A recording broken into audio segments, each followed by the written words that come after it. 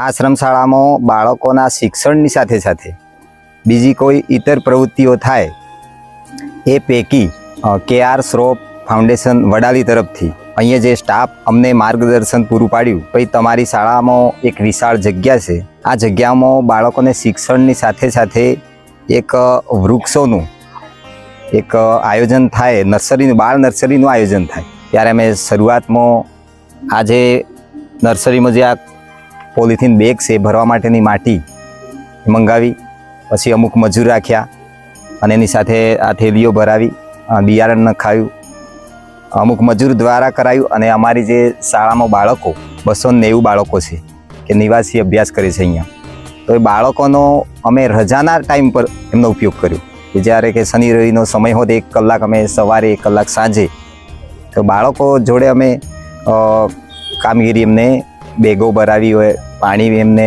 સિંચન કરાવતા હોઈએ અને બધી બાબતોથી એમને વાકેફ કરી એમને સાથે રાખી અને આ પ્રવૃત્તિ અમે કરીએ છીએ. અને આનાથી અમને ખૂબ જ આનંદ થયો, બાળકોને પણ આ કરવામાં ખૂબ મજા આવે છે.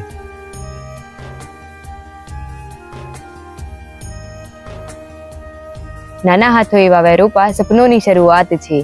નાના હાથોએ વાવ્યા રોપા સપનોની શરૂઆત છે. આવતીકાલની લીલી દુનિયા આજની આ વાત છે.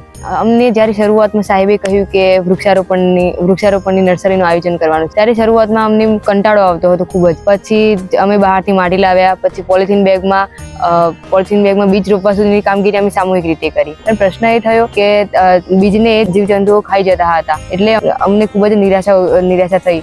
પછી સરે જણાવ્યું કે આવું તો થશે જ, એટલે પછી અમે આ પ્રયત્ન છોડ્યો નહીં, અમે પ્રયત્ન શરૂ રાખ્યો.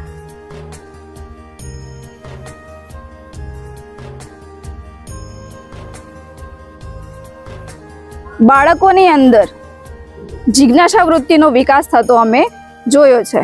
એનું કારણ છે પ્લાસ્ટિકની થેલીમાં ખાતર નાખ્યા પછી જે બીજ વાવ્યા છે એ બીજ કેટલા દિવસની અંદર અંકુરિત થાય છે, તે ઉપરાંત કયું બીજ જે છે એ ઝડપથી અંકુરિત થાય છે અને કયું બીજ છે એ સમય લે છે.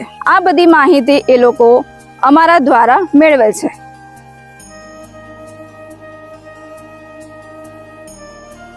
આ નર્સરીમાં મતલબ અમે પોતાના રીતે જ ઉત્સાહથી અમે બીજ ભરીએ છીએ અને અમને એવી આશા હોય છે, મતલબ કે આપણે કોઈ કામ કરીને ફળની જે આપણને આશા હોય છે એ પ્રમાણે અમારા નર્સરીમાં ફળની આશા હોય છે, એટલે અમે આ બીજ રોપી અને ફળની આશા રાખીને અમે આ કામ કરીએ છીએ.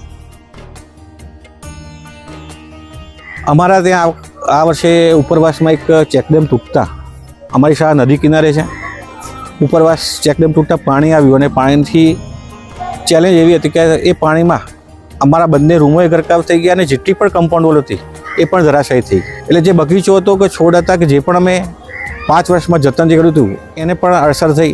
એ પડકાર વચ્ચે પણ અમારે આ નર્સરી માટેની માટી લાવવી, એની જગ્યા કરવી, આજુબાજુ કમ્પાઉન્ડ વોલ નથી અને એને જતન કરવું. એક વખત તો થોડુંક એમ નર્વસ પણ થયા, પણ છતાંય હિંમત નહીં હાર્યા અને એ હિંમત ન હાર્યા પછી પણ આ પડકારનો સામનો કરીને અમે આજે આ નર્સરી ઊભી કરી શકીએ છીએ.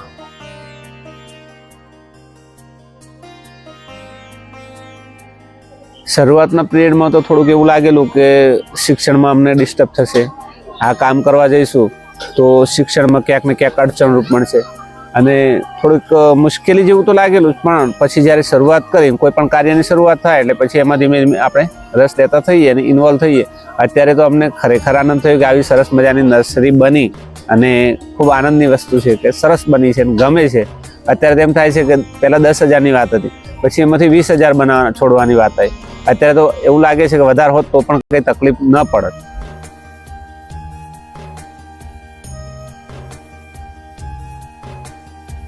આપણે સૌ જાણીએ છીએ કે વર્તમાન સમયમાં ક્લાઇમેટ ચેન્જ અને જે જંગલની જે આ વિકાસથી જે આડઅસરો થતી હોય છે, તો એનાથી બાયોડાયવર્સિટીને નુકસાન થતું હોય છે અને એ નુકસાન આવનારી ભાવિ પેઢી પોતાના ભવિષ્યને ધ્યાનમાં રાખી શકે એ માટે થઈને શાળાના જે વિદ્યાર્થી મિત્રો છે તો એમનામાં વૃક્ષ ઉછેરની કેળવણીનું એક સંસ્કારનું સિંચન થાય તે હેતુથી વન વિભાગ સાબરકાંઠા સામાજિક વનીકરણ અંતર્ગત ખેડબ્રહ્મા રેન્જ દ્વારા અને ડૉક્ટર KR શ્રોફ ફાઉન્ડેશનના સહયોગથી અત્રેની દેંતલીથી આશ્રમ શાળા ખાતે વિકેન્દ્રિત નર્સરીનો એક અભિગમ અપનાવવામાં આવ્યો છે, જે અંતર્ગત શાળાના વિદ્યાર્થીઓ દ્વારા આશરે 10,000 જેટલા રોપાઓનું નર્સરીમાં ઉછેર કરવામાં આવશે અને એનું માવજત કરવામાં આવશે, જેથી વિદ્યાર્થીઓમાં વૃક્ષ ઉછેર કઈ રીતે થતા હોય છે, બીજમાંથી વૃક્ષ કઈ રીતે બનતું હોય છે અને જે જીવસૃષ્ટિ છે એનું શું મહત્ત્વ છે અને એના સંરક્ષણ માટે એક પાયો નંખાય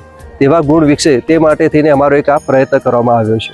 આ બાળ નર્સરીથી વન વિભાગ દ્વારા 3 હપ્તામાં આર્થિક સહયોગ આપવામાં આવતો હોય છે, જે અંતર્ગત એમને જે નર્સરીની જરૂરિયાત છે જેમ કે પોલિથીન બેગ છે, માટી છે, ખાતર છે, તદુપરાંત જે સિલ્વીકલ્ચર ઓપરેશન છે તેનો ખર્ચ પણ આપવામાં આવતો હોય છે. વધુમાં જ્યારે આ રોપા તૈયાર થતા હોય છે ત્યારે આ રોપા શાળા દ્વારા વિદ્યાર્થીઓને આપવામાં આવતા હોય છે, જેથી વિદ્યાર્થીઓ પોતાના ખેતરમાં, ગામમાં આનું વાવેતર કરી અને એક માહોલ ઊભો કરી શકે છે અને સંરક્ષણની જે જાગૃતિ છે એ કેળવી શકે છે.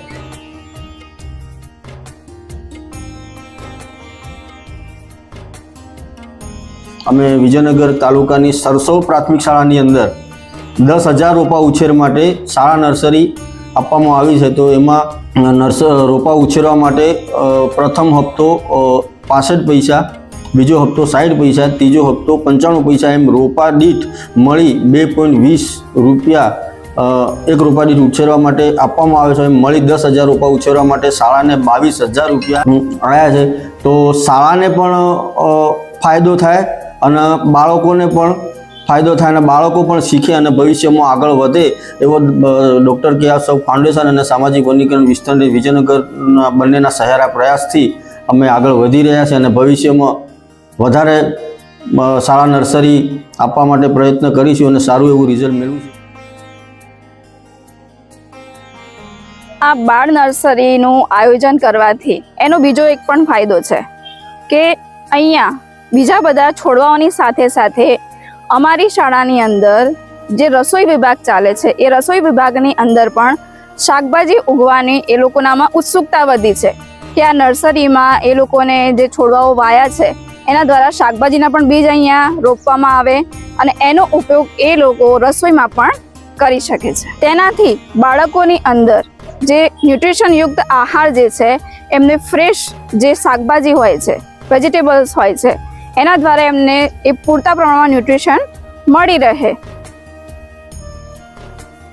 નર્સરીની માહિતી લીધી તો આ નર્સરીમાં ડીએફઓ સાહેબ અને ફોરેસ્ટ ઓફિસરો સાથે વાતચીત કરતા ખ્યાલ પડી કે 10,000 છોડ ઉછેરવાના એની અંદર તમને 22,500 રૂપિયા આપવા પાત્ર છે કે જે શાળાની અંદર આપણે સહાય મદદરૂપ કરી શકીએ. તો મેં પૂછ્યું કે આ કેવી રીતે કરી શકાય, તો સાહેબે કીધું કે આની અંદર પોલિથીન બેગનો ખર્ચો, માટીનો ખર્ચો અને બિયારણનો ખર્ચો, અને આ છોડને તમને ઉછેરો તો પહેલા હપ્તામાં 6,500, બીજા હપ્તામાં 6,000 અને ત્રીજા હપ્તાની અંદર તમારી વૃક્ષની ગણતરી કરીને 22,000 તમને મળશે.